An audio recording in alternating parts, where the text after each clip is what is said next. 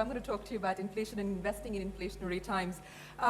The best case scenario for inflation in India next year is projected about between 5 and 6%. We're going to end this fiscal, that's 31st March, at about 8%.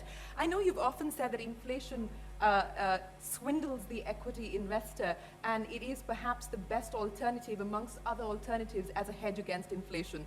But given the fact that we're dealing with fairly high levels of inflation in India, what would your advice be to people who are investing? What should they change? What should they do? Yeah, well, inflation, Keynes said it many years ago that it's an invisible tax that only one man in a million really understands, and it's a tax on people that have had faith in their currency that the government's issued.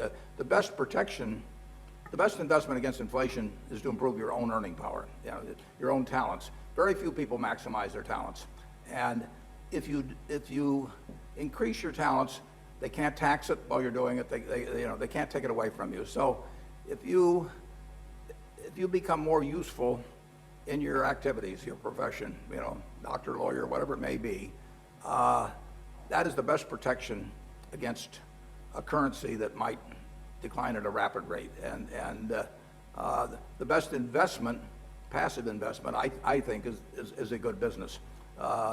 If you own an interest in a good business, you're very likely to maintain purchasing power no matter what happens to the currency. But it's interesting. In the United States, the value of the dollar since I was born has declined by 94% to 6 cents. So inflation is a very cruel tax on people who believe in fixed dollars, but things can work out pretty well even during inflationary times. I mean, if somebody told me when I was born, that the dollar bill is going to go to 6 cents, I might have said, let me go back.